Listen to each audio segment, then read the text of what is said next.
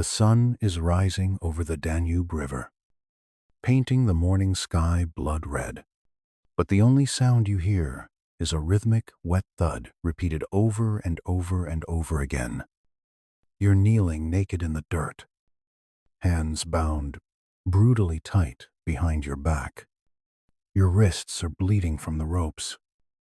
Ahead of you stretches a line of 3,000 men, the finest nobility of France, the cream of European chivalry, all waiting for exactly the same fate. Sitting on a small hill just a few yards away is Sultan Bayezid I of the Ottoman Empire. He isn't shouting orders. He isn't fighting.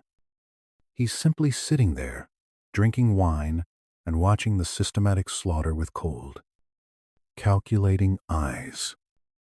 He has personally ordered the execution of every single prisoner, and the process is being carried out with the terrifying efficiency of an industrial slaughterhouse. The scene is so grotesque that the executioners aren't stopping out of mercy or moral qualms. They're stopping because their arms are literally failing from exhaustion. You watch in horror as a massive Ottoman soldier, covered in blood from his fingertips to his shoulders, suddenly drops his heavy sword with a clatter. He's gasping for air like he's just run a marathon, his arm muscles seizing up from the sheer physical labor of decapitating hundreds of men. He stumbles backward, drinks water desperately, and hands his gore-covered weapon to a fresh replacement, who steps forward to keep the production line of death moving forward. This isn't war, by any definition, you understand. This is industrial disposal. This is the processing of human bodies, like cattle in an abattoir. This is the morning after the Battle of Nicopolis. September 26th. Yichen Sambai Joshilo. In just a few catastrophic hours, the Ottoman Empire has not only defeated the last great crusader army that Europe will ever assemble, they have physically dismantled the age of chivalry itself. The dream of the mounted knight saving Christendom is dying in the mud alongside these men. How did 20,000 Ottomans manage to trap, crush, and systematically slaughter a force that the West proudly claimed could hold up the very sky with their lances? How did the most expensive, most experienced, most confident army in Europe end up naked and kneeling in the dirt, waiting to die? The answer is a story of arrogance, stupidity, and the collision between medieval fantasy and modern military reality. Before we dive deeper into this nightmare that changed history forever, make sure you're subscribed to Maproom Battles. What you're about to discover is the brutal truth about how empires really rise and fall, not through Hollywood heroics, but through cold calculation and the systematic punishment of arrogance. Hit that subscribe button now, because this story gets worse before it gets better. Actually, it never gets better. It just gets more horrifying. To understand why those proud men were kneeling naked in the dirt waiting for the sword, we have to go back months earlier and examine the glittering lie that brought them to this nightmare. This was supposed to be the Golden Army, the force that would save Christendom and reclaim Jerusalem from the infidels. When they left the comfortable cities of Dijon and Paris months earlier, they looked less like a military expedition and more like a traveling carnival of wealth and excess. The Duke of Burgundy had spent an absolutely fortune outfitting his knights in the finest velvets and silks imported from Italy and the East. They brought wagon loads of expensive wine, personal chefs trained in the finest courts, professional entertainers, and even high-class prostitutes to keep them company on the long march. They treated this military campaign not as a tactical operation against a lethal superpower, but as a glorious extended hunting trip where the prey just happened to be Muslims instead of deer. These men were the superstars of the 14th century. Celebrities in armor. They were utterly convinced that heavy plate armor and noble bloodline made them invincible against any enemy. They genuinely believed that war was fundamentally about individual heroism and personal glory, about who could charge the furthest and hit the hardest in single combat. They looked at the Ottoman Turks with complete contempt and saw only a rabble of Eastern barbarians who would flee at the first sight of European steel. They were catastrophically, fatally wrong about everything. While the French knights were busy polishing their gilded armor and planning their victory celebrations, the Ottoman Empire under Sultan Bayezid I was perfecting the art of systematic destruction.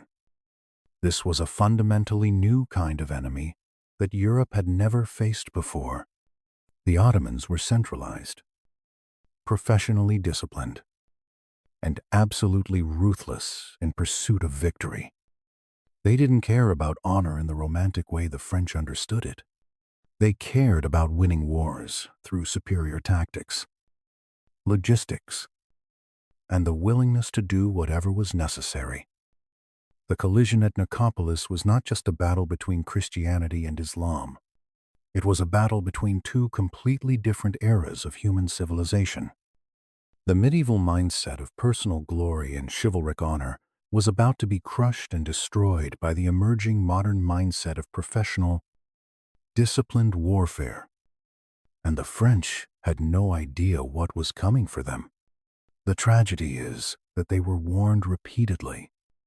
King Sigismund of Hungary, the man who had actually called for this crusade in desperation, knew exactly who they were fighting.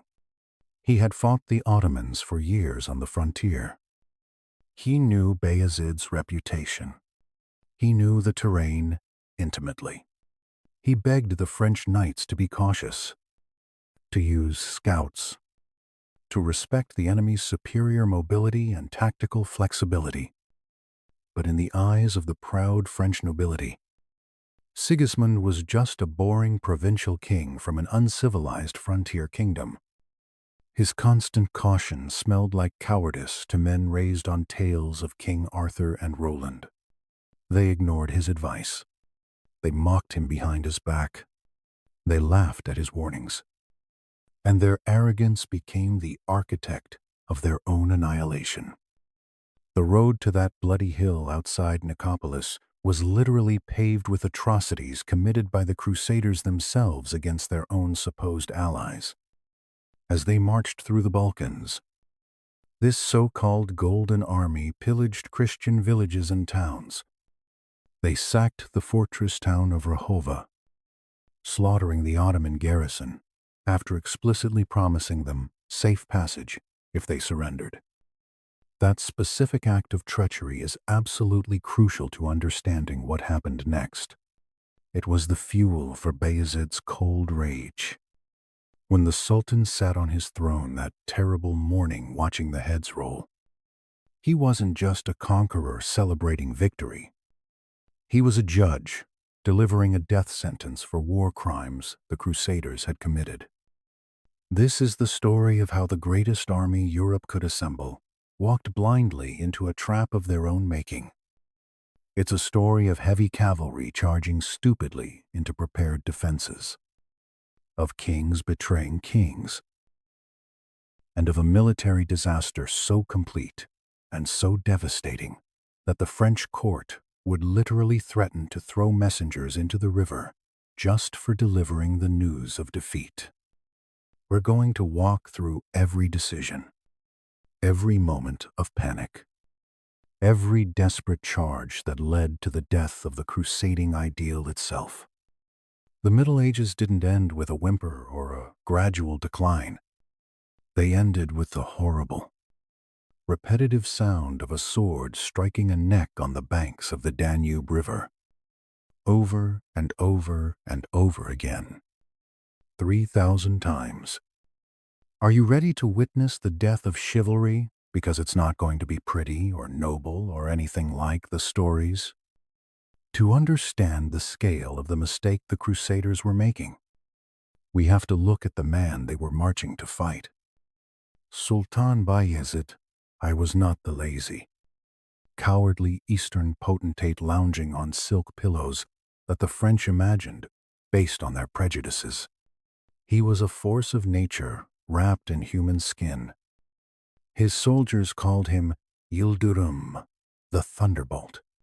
This wasn't just poetic flattery or propaganda.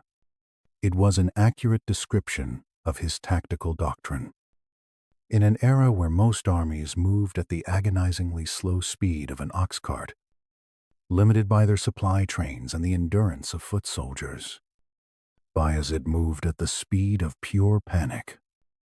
He was famous throughout the Islamic world for forced marches that covered distances everyone else considered physically impossible. He would appear outside the gates of a rebellious city weeks before the defenders even knew he had left Constantinople. He was a predator who understood something fundamental that his enemies didn't in warfare. Time is the only resource you absolutely cannot replace or recover. In 1396, Bayezid had one glittering prize firmly in his sights: Constantinople, the ancient capital of the Roman Empire. By this point, the great city was just a shadow of its former glory, a city of crumbling ruins and fading memories. Effectively, a small island, surrounded by an Ottoman sea. Bayezid had clamped a tight blockade around the city, slowly strangling the last breath out of the Byzantine Empire. He was sitting comfortably in his command tent outside the massive Theodosian walls, patiently waiting for the city to starve into submission. When urgent messengers arrived from the west, they brought shocking news: a massive crusader army, a forest of Christian spears and banners, was gathering in Hungary under King Sigismund. They were coming east to destroy him and break the siege. Most rulers would have panicked at this news.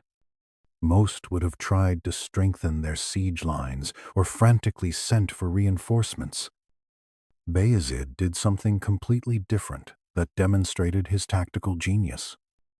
He immediately lifted the siege of Constantinople, a decision that arguably bought the Byzantine Empire another 50 years of existence, and turned his entire war machine westward.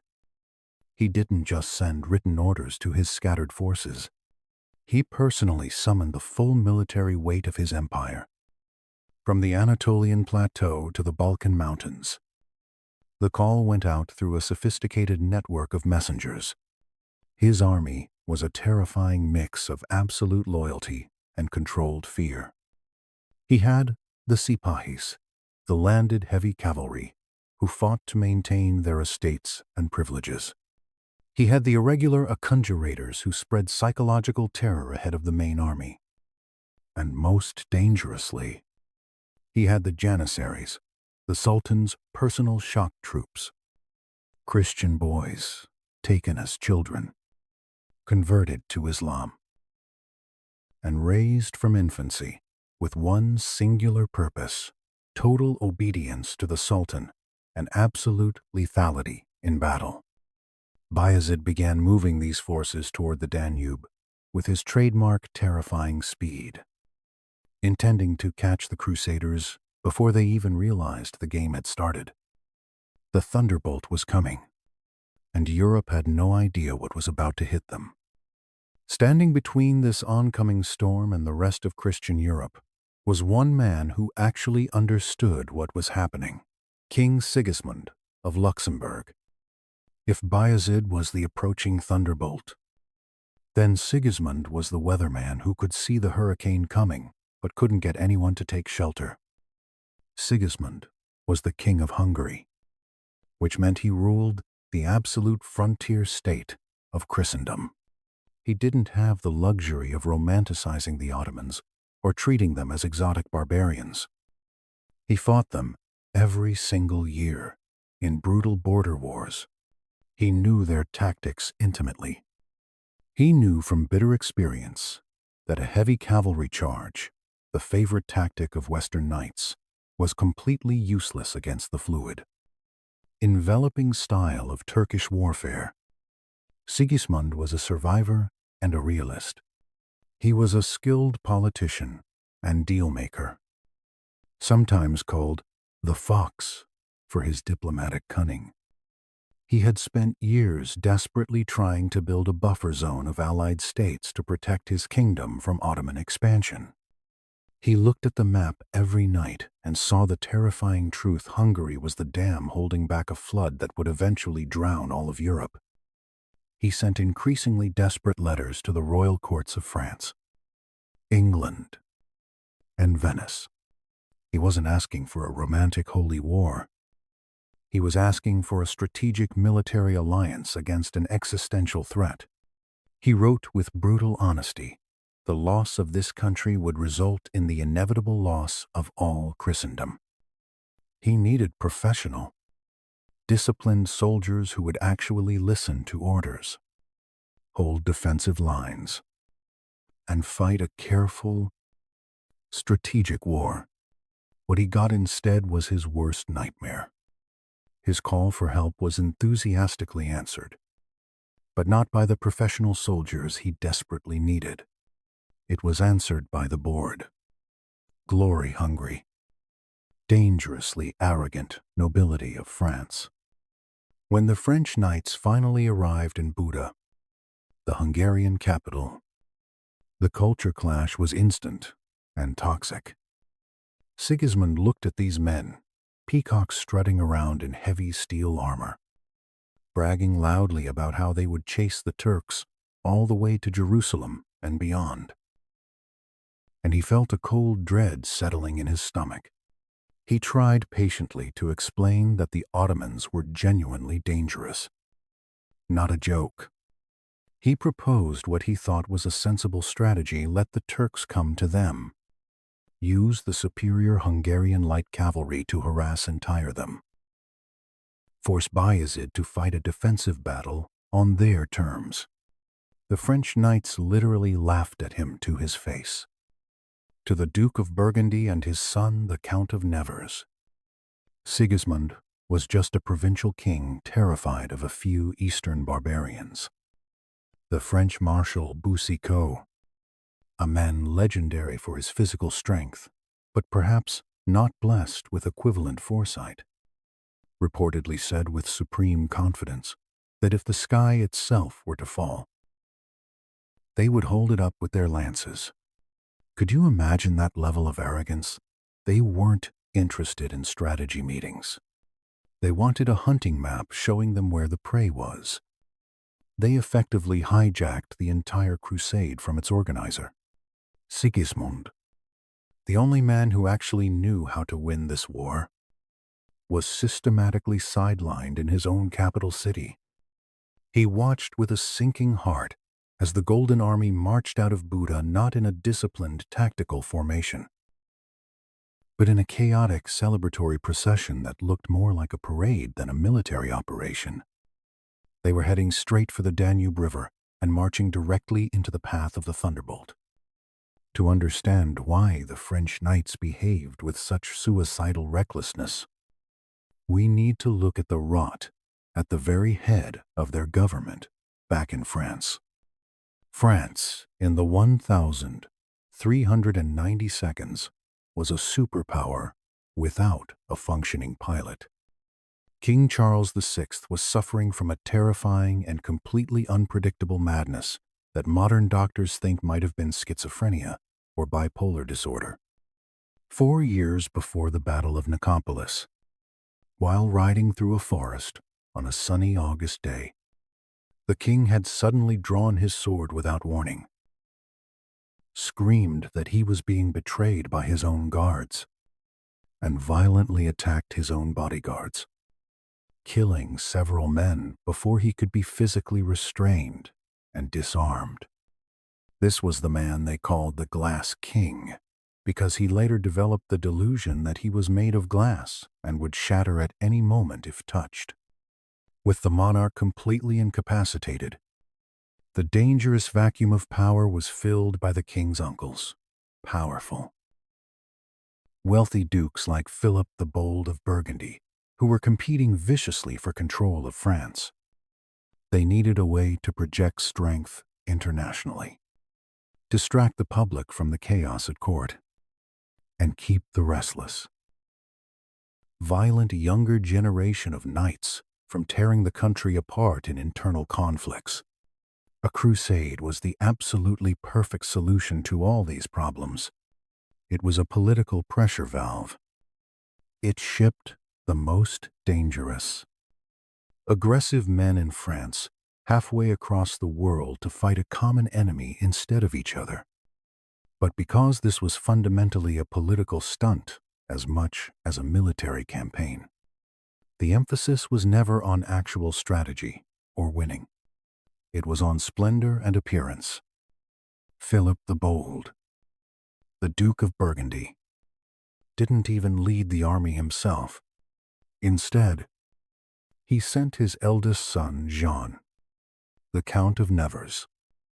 Jean was 24 years old, genuinely brave, incredibly wealthy, and completely inexperienced in high command of large military forces. He was given nominal leadership of the crusade not because he was the best man for the job, but because his ambitious father wanted to burnish the family brand and increase their political prestige.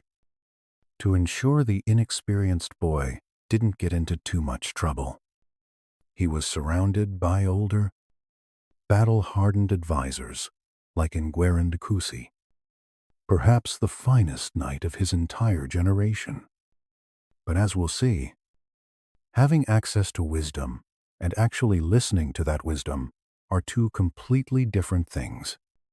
The army that assembled under Jean de Nevers was a sight that defied all military logic.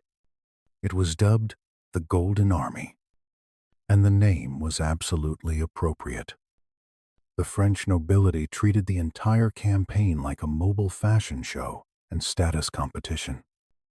They commissioned armor not just for battlefield protection, but specifically for aesthetic impact and showing off wealth. They wore suits of plate steel, engraved with intricate religious motifs and covered in expensive gold leaf. Some wore surcoats of green velvet, ironically the color associated with the devil in medieval folklore. A subtle omen they completely ignored in favor of looking impressive. The baggage train that followed this army was absolutely legendary. It was reported that the Duke of Burgundy spent weeks just organizing the wine shipments alone. There were 300 wagons dedicated solely to carrying the finest vintages of France across thousands of miles to the dusty plains of the Balkans. But they brought far more than just wine to drink. The camps of the French knights were essentially miniature mobile cities of pleasure and excess. They brought personal chefs and professional pastry makers. They brought falconers and hunting dogs with jeweled collars. And in a move that genuinely shocked the pious local populations of Eastern Europe, they brought an entire regiment of high-end courtesans and prostitutes dressed as lavishly as ladies of the royal court. The atmosphere was not one of religious penitence or crusading fervor. It was an extended bachelor party that happened to be armed. Could you fight a war while partying like this? The Ottomans were about to answer that question. The knights gambled with dice and cards through the night, drank themselves into stupors, and feasted their way down the Danube River like they were on a luxury vacation. The contemporary chroniclers describe a mood of complete frivolity and overconfidence. They were so absolutely confident in their own superiority that they didn't even bother to train or coordinate properly with their Hungarian allies who actually knew the enemy.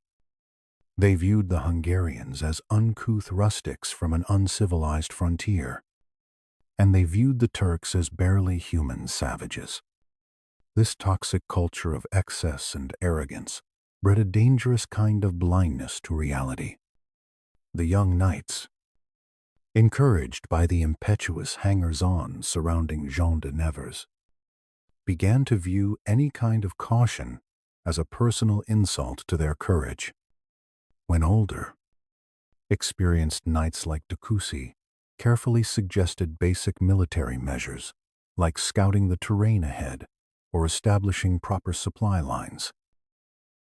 They were openly sneered at and mocked as cowards. The younger generation coined a phrase that would haunt the expedition like a curse to the brave. Everything is possible. They genuinely believed that their sheer fighting spirit, what the French called élan, was some kind of magical force that could overcome any tactical disadvantage or strategic mistake. They were living inside the romantic stories of King Arthur and Roland, completely detached from the brutal reality of logistics, geography, and professional military science. This dangerous detachment from reality reached its peak as they crossed into Ottoman-controlled territory. They didn't act like an army infiltrating hostile ground where any mistake could be fatal. They acted like they were on a parade ground, showing off for admiring crowds. There was no silence in the ranks at night. No light discipline to hide their position. The noise of their feasting and celebration could literally be heard for miles across the flat plains. They were broadcasting their exact location to every Ottoman scout in the Balkans. And while they drank their imported French wine and boasted loudly about cutting off the Sultan's head as a trophy, the trained eyes of enemy scouts were watching and reporting every detail back to Bayezid. The Golden Army was beautiful to look at, expensive beyond belief, and initially terrifying to behold from a distance. But it was fundamentally hollow at its core. It was like a diamond hammer, hard and brilliant on the surface, but ultimately brittle. One well-placed strike wouldn't just stop it. It would shatter it into 1,000 pieces. And the man holding the chisel, Sultan Bayezid, the Thunderbolt, was getting closer to them every single day. The trap was being prepared, and the bait was walking directly into it while singing drinking songs. As the Golden Army moved south, deeper into the Balkans, the pleasant fantasy of a chivalric quest began to dissolve rapidly into the ugly reality of indiscriminate violence. Technically and legally, they were marching through lands belonging to their supposed allies. The territory belonged to King Sigismund or to local Bulgarian princes who were desperately hoping to be liberated from Ottoman occupation. But the French knights didn't see Christian allies when they looked at these people. They saw schismatics, followers of the wrong type of Christianity. To the rigid Catholic mindset of the French nobility, the Orthodox Christians of the East were barely better than the Muslims they claimed to be fighting against. And so the crusade began not with a glorious battle against the Turks, but with a systematic wave of terror against the local Christian population they were supposed to be saving. They pillaged villages without mercy, stole livestock, and brutally abused the peasantry. King Sigismund was absolutely furious when reports reached him. He rode back and forth between the French commanders, desperately pleading with them to stop the destruction. He tried to explain in the simplest terms that these were the people who would provide the food and logistics necessary for the army to function. He explained that by terrorizing them, the Crusaders were literally cutting off their own supply lines. But the French commanders, specifically the young Count of Nevers, just shrugged him off dismissively. They viewed Sigismund's concern for peasants as weakness unworthy of nobles. In their warped worldview, a peasant existed solely to serve the nobility, regardless of which king or country they belonged to. The discipline of the army, already dangerously loose, evaporated completely. They weren't functioning as an organized military force anymore. They were a swarm of armed locusts moving down the Danube, consuming everything in their path. The defining moment of this moral collapse happened at the fortress town of Rahova.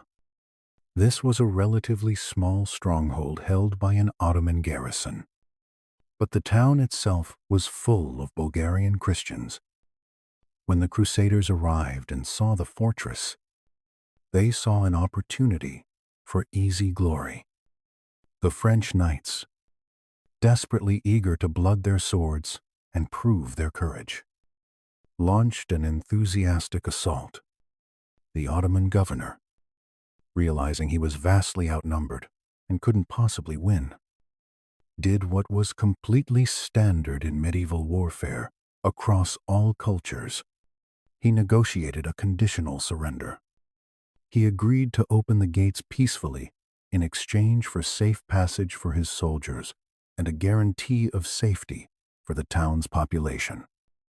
By the established laws of war and the codes of chivalry these knights loudly claimed to uphold. That should have been the end of it. But when the gates opened in good faith, the Crusaders didn't march in professionally to occupy the fortress. They rushed in to slaughter everyone they could find. They massacred the Ottoman garrison that had surrendered under a flag of truce. Then they turned their weapons on the town itself, sacking Rahova with a ferocity that shocked even hardened veterans of the 100 Years' War. It was a frenzy of looting, rape, and indiscriminate violence. And critically, this news traveled fast. Survivors and Ottoman spies carried the story of this treachery south, straight to the ears of Sultan Bayezid. If Bayezid had any remaining hesitation about how to treat these invaders, the massacre at Rahova erased it completely. Would you show mercy to men who butchered your soldiers after promising them safety in the medieval mind? Mercy was fundamentally a transaction between warriors. You gave mercy to receive it in the future.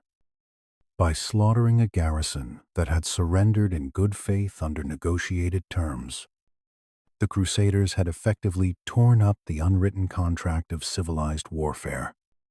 They had signaled to the Sultan that this was a war of extermination, with no rules. The French celebrated their victory at Rahova as a great triumph, drinking wine in the smoking ruins, completely unaware that they had just signed their own death warrants in blood. They believed they were teaching the infidels a brutal lesson about European power. In reality, they were merely ensuring that when the tables inevitably turned, there would be absolutely no quarter given to them. High on this victory and drunk on looted wine, the army pushed confidently onward to their main strategic objective, the fortress city of Nicopolis. Nicopolis, literally meaning city of victory in Greek, was the key to controlling the lower Danube River.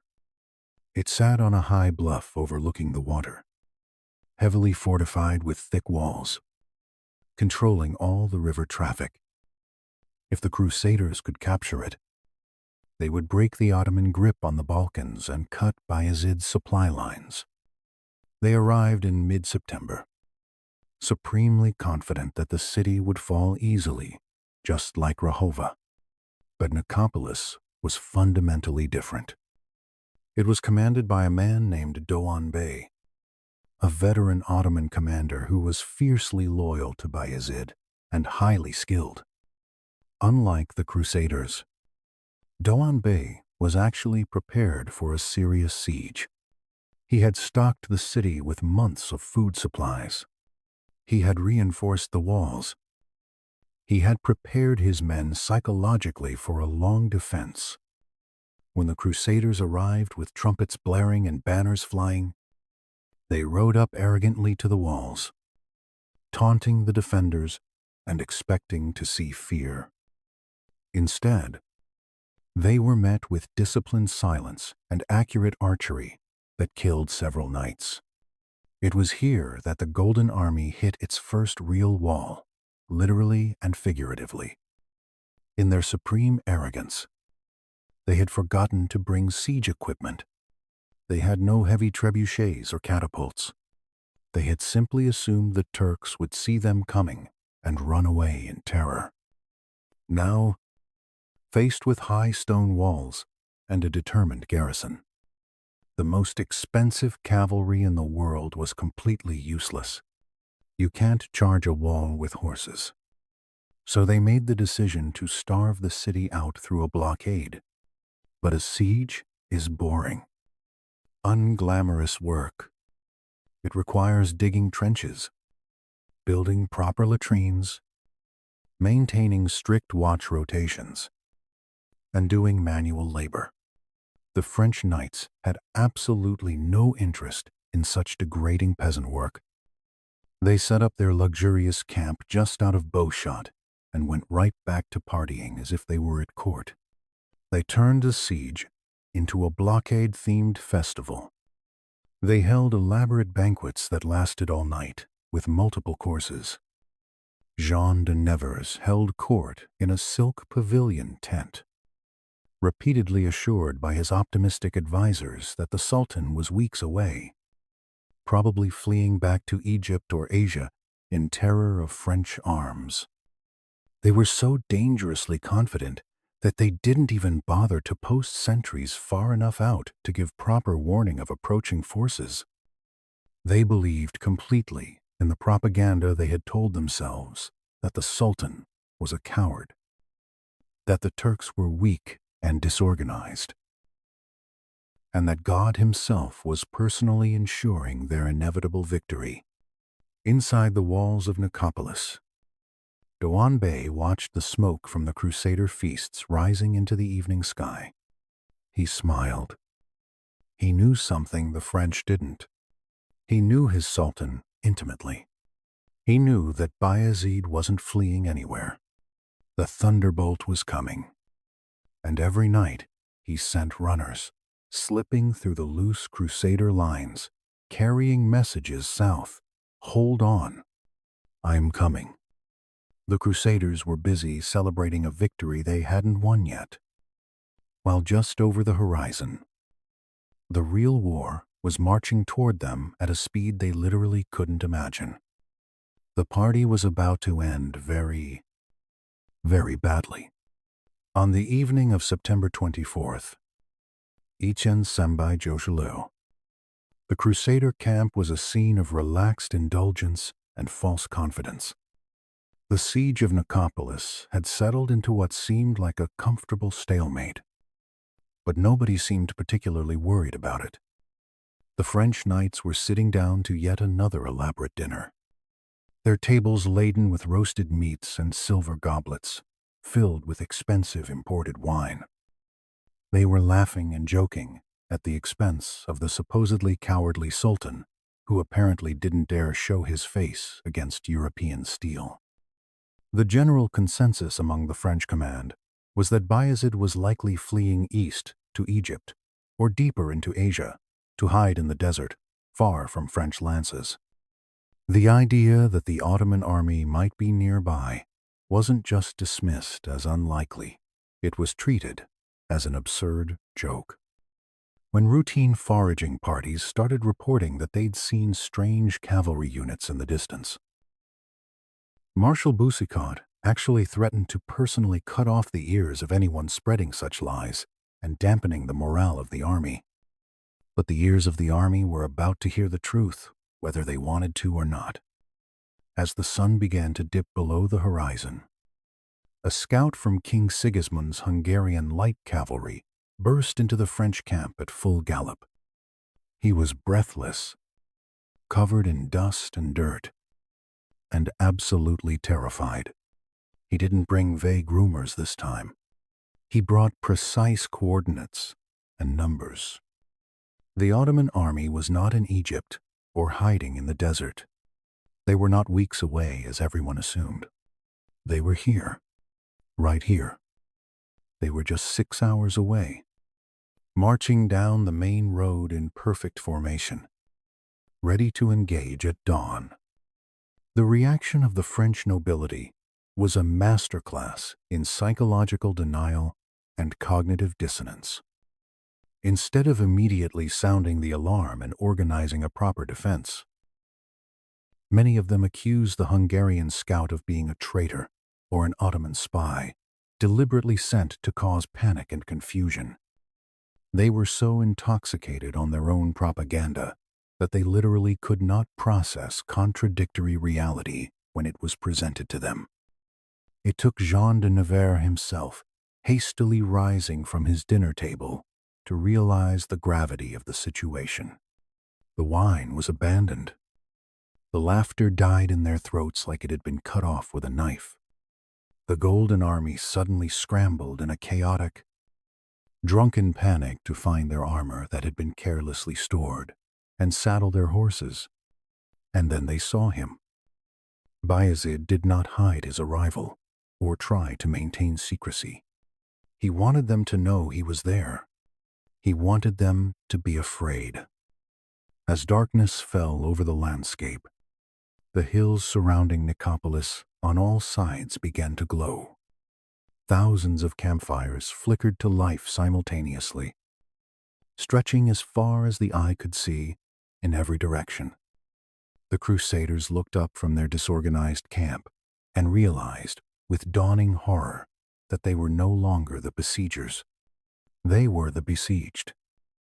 The speed of the Ottoman arrival was physically impossible by European military standards.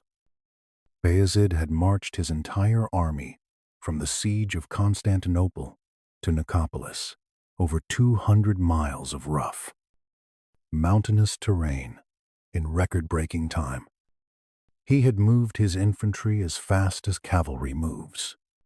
He had dragged supplies and heavy weapons through mountains without slowing down. The thunderbolt had struck exactly where and when it wanted to, and the Crusaders were still wiping the grease from their dinner off their chins. This was going to be bad. Very, very bad. Could they possibly escape this trap they'd walked into inside the fortress of Nicopolis? The mood was absolutely ecstatic.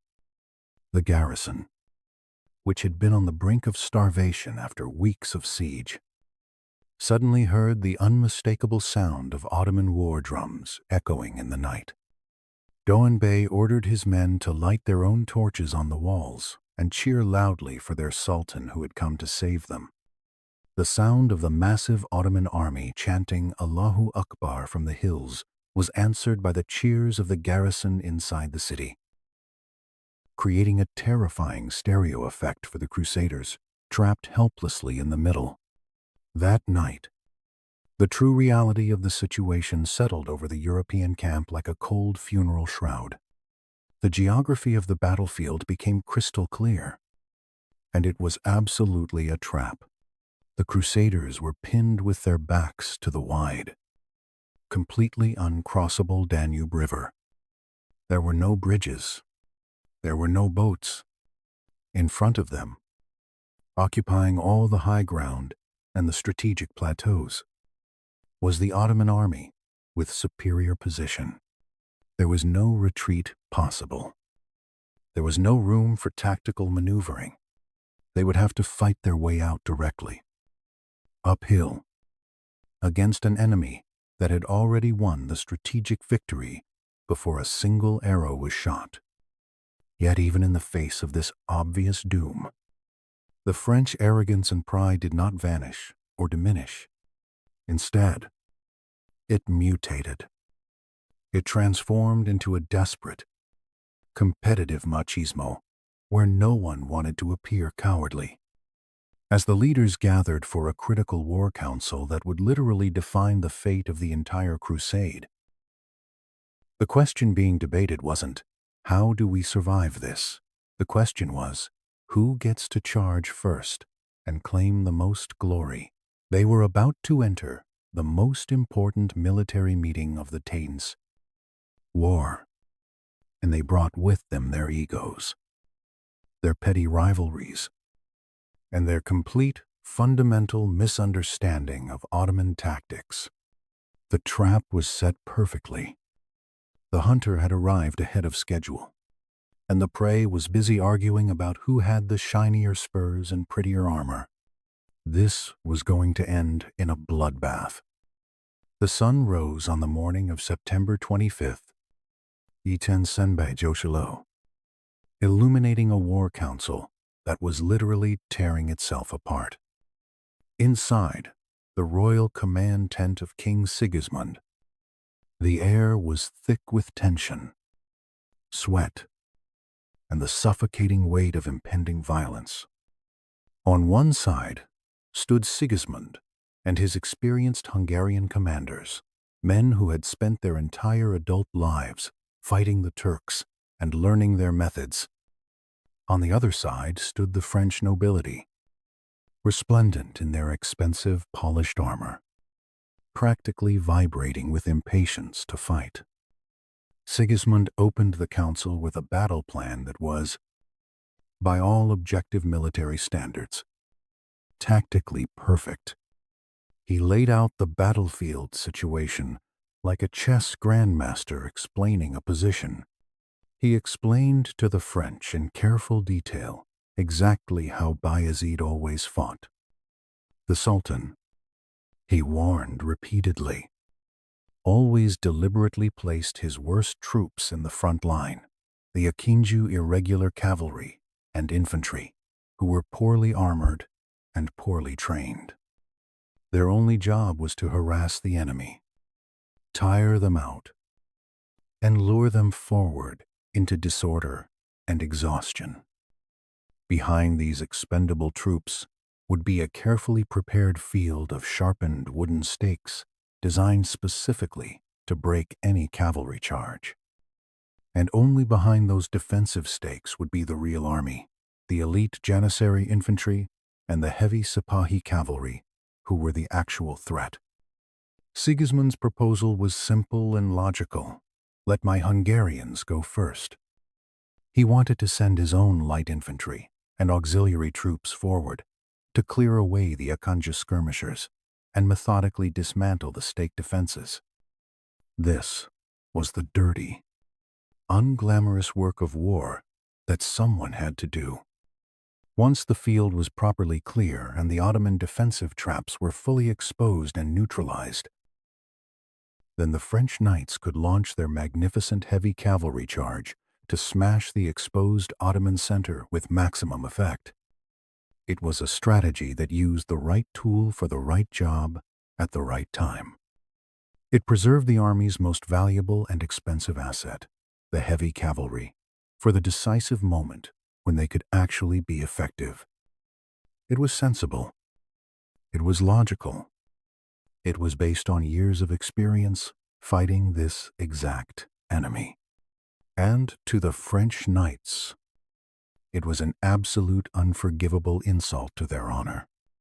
To understand why they reacted so badly, you have to understand the medieval knightly mindset. They didn't view war as a job that needed doing.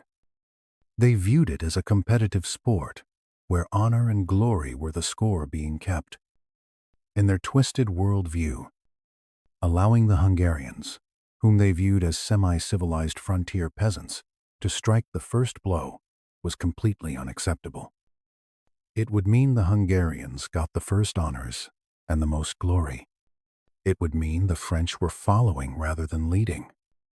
It would mean admitting that peasants were more important than nobles. The Count of Nevers, young and desperate for glory, looked to his advisors for guidance. The older, wiser Enguerrand de Coucy seemed inclined to listen to Sigismund's experience and wisdom. But then Philip of Artois, the Constable of France, stepped forward. He was the voice of pure, distilled arrogance and pride. He shouted that the King of Hungary was trying to cheat the French of their rightful glory. He declared loudly that the French army was the natural vanguard of all Christendom, and that trailing behind a bunch of Eastern European peasants would be an eternal stain on their honor that could never be washed away. "We will not bring up the rear like servants," he yelled. "We will take the front, as is our ancient right." Would you have had the courage to stand up to that kind of peer pressure? The trap was closing, and they were helping it close. Sigismund tried again desperately to make them understand. He pleaded with them. He reportedly said with complete certainty, "If you do this against my advice, we will lose the day, and lose it badly." But the toxic masculinity and honor culture of the French court took over completely. To agree with Sigismund now would be seen as cowardice by their peers. The Constable of France publicly accused anyone who wanted to wait or follow the plan of being afraid of the Turks. That was the magic word in this culture. Being called a coward was considered worse than death itself.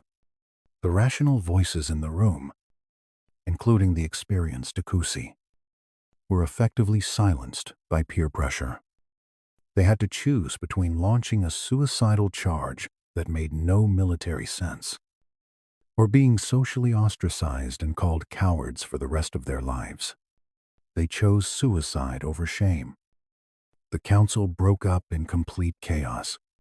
The French knights stormed out of the tent, shouting for their squires to bring their horses immediately. They didn't even bother to coordinate properly with the Hungarians or establish a unified command structure. They simply formed up their own independent lines, somewhere between 6,000 and 10,000 men, depending on which historical source you trust, and prepared to attack the entire Ottoman army by themselves without support. Sigismund stood outside his command tent and watched them ride away towards certain doom. He must have felt a sickening sense of déjà vu. He had organized the coalition. He had raised the funds. He had marched the army all this way. And now he could only watch helplessly as the spearhead of that army detached itself and aimed directly for a cliff. He ordered his Hungarian troops to form up in a second line behind the French, hoping desperately that maybe, just maybe, he could somehow salvage the disaster that was about to unfold. But deep down in his heart, he knew the truth. The French weren't launching a military attack. They were launching an ego trip that would kill them all. As the French knights lined up in their formations, they looked absolutely magnificent. This is the real tragedy of Nicopolis. If you were a neutral observer on that day, you would have bet everything on the French winning. There were thousands of men in full plate armor mounted on massive war horses, their colorful banners fluttering dramatically in the morning breeze. The sun glinting brilliantly off gold leaf and polished steel. It was the most powerful kinetic weapon system of the Middle Ages on full display. When they lowered their lances in unison and began to trot forward, the ground literally shook beneath them. They picked up speed gradually, the trot turning into a canter, the canter building into a full gallop. They were aiming straight for the center of the Ottoman line, screaming their war cries. They saw the lightly armored Ottoman skirmishers in front of them and smiled inside their helmets. They were going to cut through them like a hot knife through butter. And they were absolutely right about that part. They were about to smash the first line. But they had completely forgotten, or simply chosen to ignore, everything Sigismund had desperately tried to tell them. They weren't charging into a simple battle. They were charging into a carefully prepared funnel. And at the end of that funnel, the thunderbolt was patiently waiting for them to exhaust themselves. This was going to be a massacre. The first few minutes of the charge were a deceptive, intoxicating dream of glory and validation. As thousands of French knights thundered across the plain, the ground literally trembling beneath the hooves of their massive destrier war horses, they collided with the Ottoman vanguard with the force of a tidal wave hitting a sandcastle. The Akunju light cavalry were completely outmatched. They stood no chance whatsoever against the kinetic energy of heavy European cavalry in full charge. The French lances shattered shields, pierced bodies, and trampled the Ottoman skirmishers into the dust. To the knights sealed inside their helmets, this was complete validation of everything they believed. They were screaming victoriously and laughing as they cut down the fleeing enemy. In their minds, Sigismund had been a cowardly fool. The Turks were weak, just as they'd always said. The battle was already half won. This was going to be easy. But they didn't realize something crucial in Bayezid's carefully designed military system. The Akanju were often treated as human ammunition, expendable assets designed specifically to absorb the initial shock and create disorder in the enemy formation. The Akinju broke and fled exactly as planned, not in genuine panic, but in a calculated fighting retreat. They were deliberately pulling the French deeper into the valley, further away from their Hungarian support, and straight toward the hill where the real Ottoman defenses were waiting in prepared positions.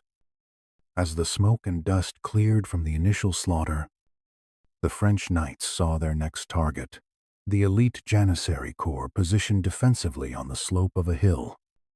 With another triumphant roar, the knights spurred their exhausted horses forward, fully expecting to ride down these archers just as easily as they destroyed the Akunju.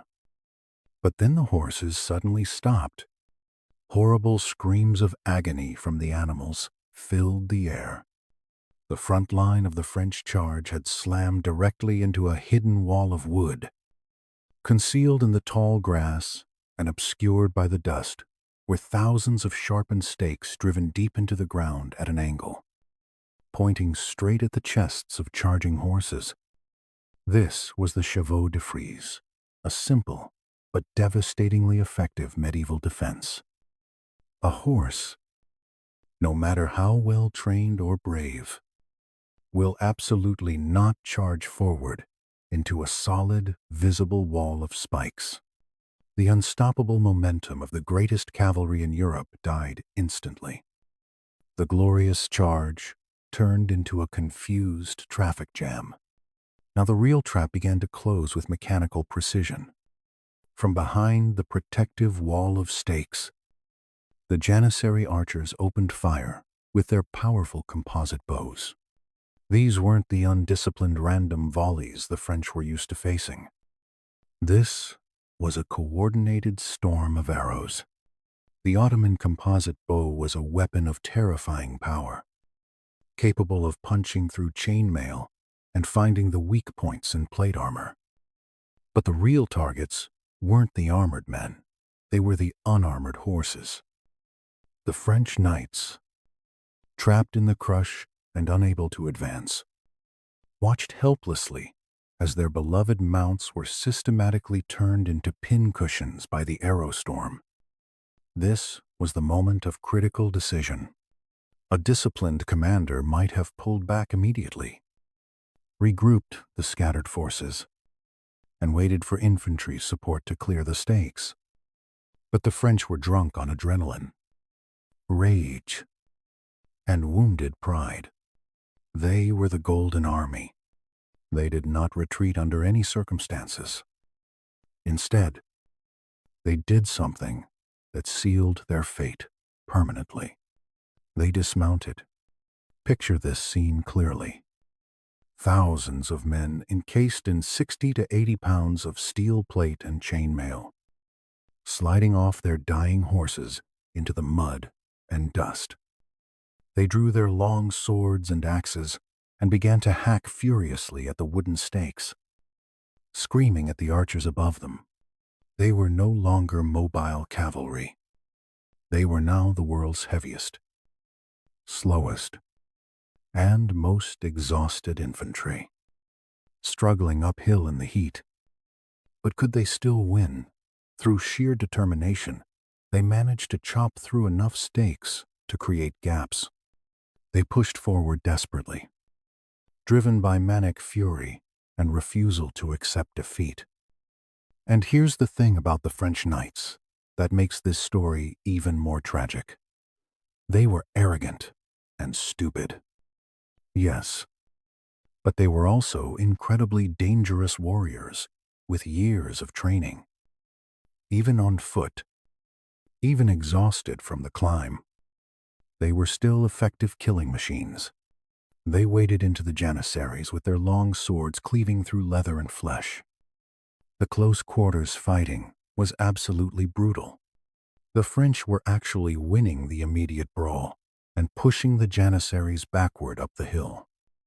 But they were winning the battle while losing the war. Every single step up that hill was a victory for Bayezid's plan. Why? Because of simple biology and physics. It was late September in Bulgaria. The sun was beating down mercilessly. Inside a suit of Milanese plate armor during intense physical exertion, the internal temperature can rise to over 120 degrees Fahrenheit. The knights were essentially cooking themselves alive in their own armor. They were gasping desperately for air, sweat blinding their eyes, their muscles burning with lactic acid. They weren't fighting an enemy army anymore. They were fighting heat exhaustion in their own bodies. Finally, after an agonizing, lung-bursting climb, they reached the top of the plateau. The janissaries scattered and retreated as planned. The French knights, chests heaving, blood soaking their expensive velvet surcoats, looked around the plateau. They had done the impossible. They had broken the skirmishers. They had broken through the stakes. They had broken the elite infantry. The field before them looked empty and won. Jean de Nevers, likely leaning on his sword for support just to stay upright, must have felt a surge of triumph wash over him. They had proven Sigismund wrong. They had conquered the hill through sheer courage. But then the ground began to shake again. Not from their own horses this time, but from the other side of the ridge they'd just climbed. From the hidden reverse slope of the hill, a sound emerged that froze their blood, the deep, rhythmic thunder of 40,000 hooves striking the ground in unison. The French knights looked up with burning eyes, wiping the sweat and blood from their faces, and their souls died. Bayezid hadn't played his real hand yet. He had been waiting patiently for this exact moment. Rising over the crest of the hill like a silver tidal wave came the Sipahi Heavy Cavalry Reserve, fresh, fully mounted, fast, and numbering in the tens of thousands. The French were on foot, exhausted to the point of collapse, isolated, and alone. The hunt was over. The slaughter was about to begin in earnest. The collision between the fresh, mounted Ottoman Sipahi cavalry and the exhausted, dismounted French knights was not a battle by any definition. It was a physics problem with only one solution. Imagine trying to stop a speeding truck with your bare hands while wearing a sauna suit in 100-degree heat. That was the reality. The Sipahi swept around the flanks with practiced precision, their curved scimitars flashing in the sun. The French, too physically exhausted to even lift their heavy shields properly, huddled together in desperate defensive knots. The famous French fury evaporated. Pure panic set in. These men, who had spent their lives training for individual nightly duels, were now being herded like cattle towards slaughter. The Ottomans didn't even have to kill all of them immediately. They just had to knock them over. Once a knight in full plate armor is pushed into the mud while exhausted and dehydrated, he's effectively a turtle flipped on its back. He isn't getting up without help. Jean de Nevers, who minutes ago thought he was winning, was now watching his friends die around him. His bodyguards fought desperately, but the sheer weight of numbers was overwhelming. The Ottomans realized these men in gilded armor were worth far more alive than dead, ransom fortunes. The order went out, capture the rich ones. The slaughter shifted into a violent kidnapping operation. Knights were dragged down, beaten into submission, and stripped of weapons. Jean de Nevers was tackled and bound. The Golden Army had surrendered. Down in the valley, Sigismund watched the disaster unfold. He didn't know the French were already defeated. He was still trying to support them. For a brief moment, the Hungarians held the line. Then riderless horses stampeded back down the hill. To the Hungarians, this meant one thing: the French were dead. Panic spread faster than fire. Prince Mirsha's Wallachians looked at the Ottoman wings, beginning to envelop them, and made a calculated decision: they weren't dying for French arrogance. They deserted. Sigismund was left alone. He looked up and saw the Sipahi cavalry coming down like an avalanche. The Fox of Hungary knew the game was up. His guards rushed him to a boat on the Danube. As he rowed away, he looked back at the shore. The screams were audible over the water. He reportedly spat and muttered, "We lost the day by the pride and vanity of these French." Back on the field, silence fell. Thousands of corpses. The surviving French were stripped, bound, and paraded past their dead. They were no longer Europe's masters. They were prisoners. As sunset came, Bayezid surveyed his victory. Then he saw his own dead, thousands of them. He remembered Rahova. His face darkened. He gave an order that would make this legendary tomorrow. "I will show them what war really is." We return to that red morning. Bayezid sits watching. 3,000 crusaders are herded before him, stripped naked, but not all die. He needs ransom money. Jacques de Helly must walk through his bound friends, pointing out who's rich enough to live. Jean de Nevers and a handful of nobles are pulled aside. They are forced to watch. Then the signal comes. The rest, knights, squires, men who marched thousands of miles, are brought forward in groups, tied by ropes. No trial, no rights, only the rhythmic swing of the sword. Executioners work until their arms fail, then swap with fresh men. The soil drinks French blood. For the surviving nobles, this was torture worse than death. Men they'd feasted with 2 nights ago were butchered before their eyes. Some screamed to Jean for help, but he had no voice. The pile of heads grew. Blood ran down the hill like rain. The slaughter continued from dawn until afternoon, bureaucratic extermination. Finally, Bayezid's advisors convinced him to stop. The remaining boys were spared to become the next generation of Janissaries. As sunset came, the Golden Army was no more. France's finest were dead or chained. Jean de Nevers would be ransomed for 200. 0 gold florins. But he'd return broken, forever haunted by the sound of swords striking necks. When rumors reached Paris, nobody believed them. They threatened to throw messengers in the Seine.